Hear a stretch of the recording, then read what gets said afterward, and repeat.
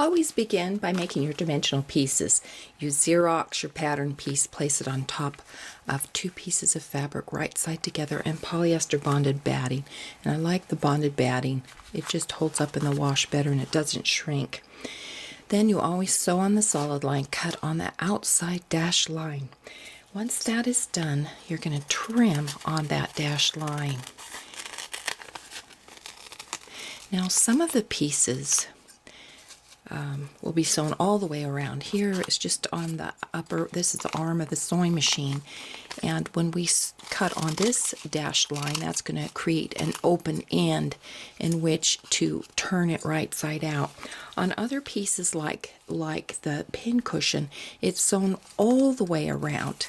Then when we cut on the outside dashed line, we remove the paper.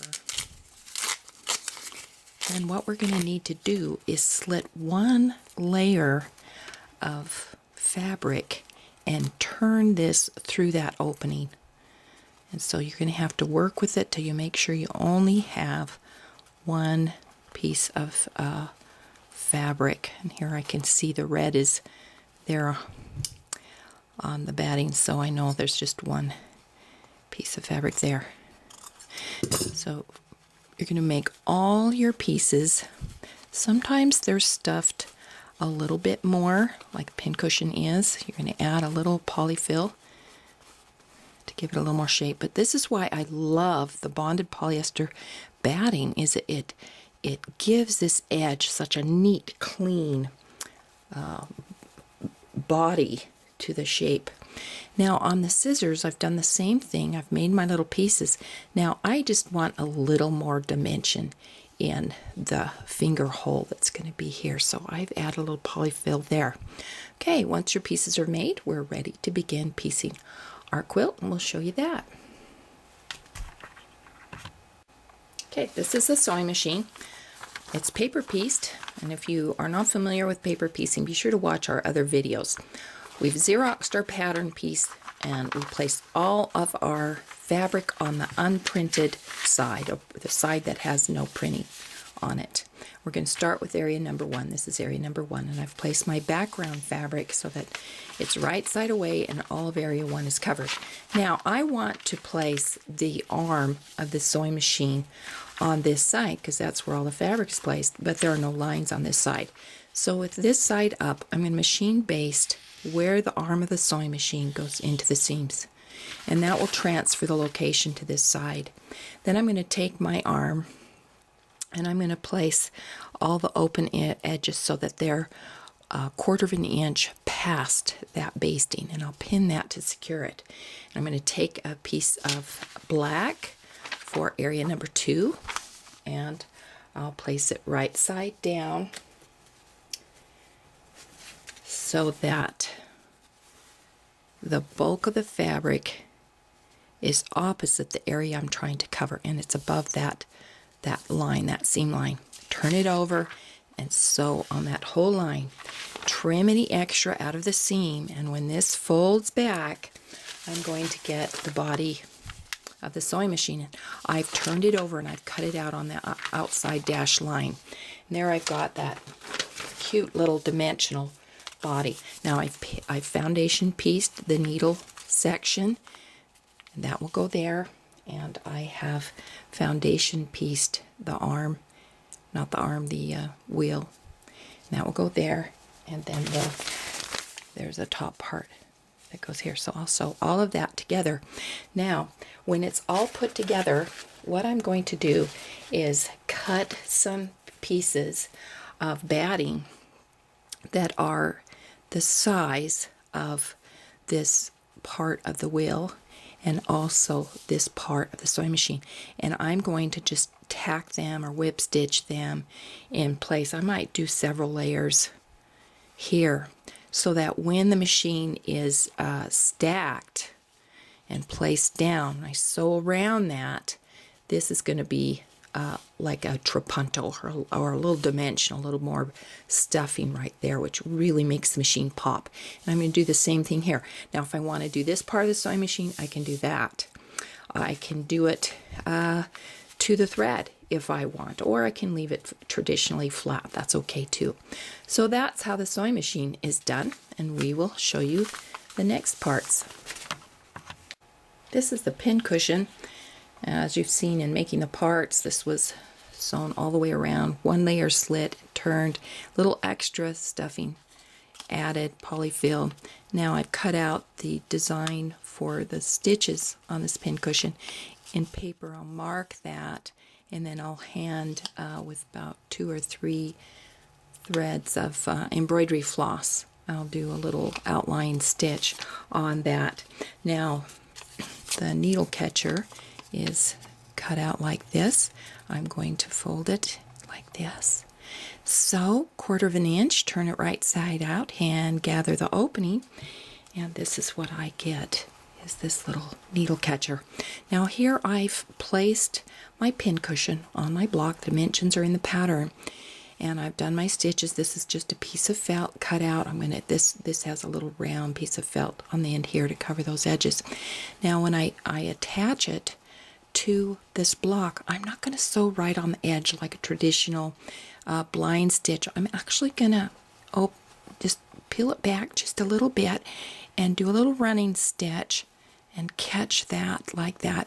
I don't want it held down tight on the edges. I want it like this to pop, and that's how I can do it. It's secure, it's nice. It just makes that thing look like it's setting right there like a real pin cushion. So enjoy that, and that's how the pin cushion is done. For adding the words, there are several options. I prefer just a little outline stitch using 2 strands of embroidery floss. This is very simple. You come up, you tie a knot, come up at one point, then you take just a little stitch, smaller than 1/4 inch, then progress forward, and then you come back to the very end of that stitch and go underneath where it came out, setting yourself up for the next stitch. So it's really just stitches butted up against each other.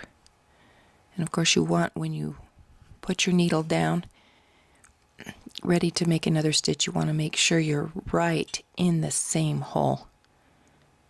So there's that option. Now if you don't want to put the time in for all those words, that's fine. You can mark them. There's several fabric markers that you can use. I prefer this Pigma, and get it in a diameter that you like, the thickness that you like the words. Now I have used a Sharpie. Some Sharpies, I bought the same pen, same label, and it bled. So you have to be careful. I don't know if the manufacturers vary or what happens. This is this Sharpie marker, fine tip, extra ultra fine tip, and look how beautiful that is. So, experiment on a scrap before you put it into your quilt. But there are a few options for you depending on how much time you want to put into it. These are the scissors. They look really complicated, but they're not. A little bit of instruction will go a long way with these, however. So I've placed my fabric, I've copied my pattern, placed my number 1s right side away on the unprinted side of the paper. Now I need to know where to put my first set of scissor parts, so I've machine basted where those parts are going to go into the seam right here. Now we'll transfer the location to this side, and then I'm going to place the open end 1/4 inch past that area. Now the parts are over area 1. Make sure you don't have them flipped and placed on area 2. They're on area 1. Okay, and then here's the blade. You can see where the area is, where the part is. You can see it right on that area. So kind of check that you've got it right. And we're going to pin it to secure it. Now I'm going to place fabric over right side down next to the edge of that dimensional piece, so the bulk of the fabric's opposite the area I'm going to cover. Then I'm going to turn it over so that whole line trim the extra out of the seam, and when this folds back, it's going to cover that area too. Now the trick on this particular piece is look how long that is. So you're going to make sure when you place this piece that you've got fabric up here to cover. Remember, it's going to be, so the bulk is opposite the area you're going to cover, so make sure there's plenty of fabric up here. It's 1/4 of an inch past that line. Turn it over, sew that whole line, and when we peel it back, it's going to cover area 2. And then we'll show you how to put the other section of the scissors into the seam.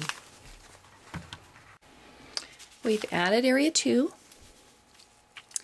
and we've turned it over after we've pressed it and cut on the outside dash line.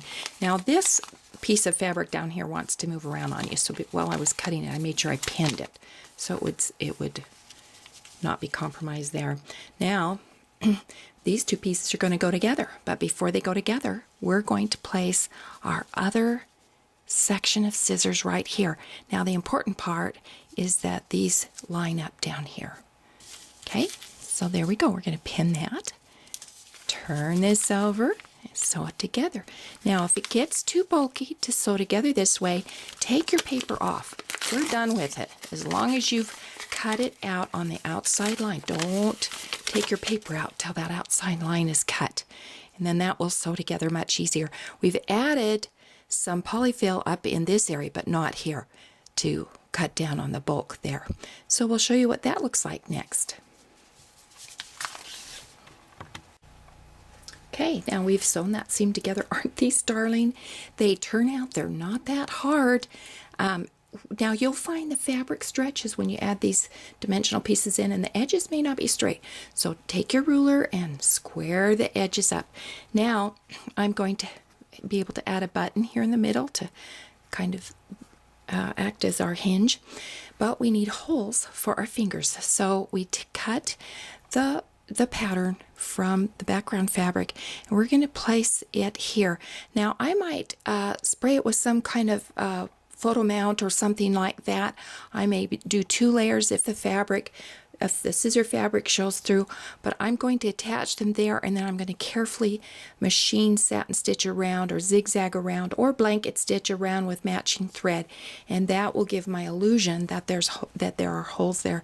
These scissors are just such a neat part of this quilt because they look hard, but they're not hard. They're just fun to do, and we will show you the quilt put together next. Now we've put our quilt together, and I'm going to show you a little technique, kind of a faux trapunto. So when I quilt this, maybe you can't see with the black, but this actually pops the head of the quilt pops, the little threads pop, and this is how I do it.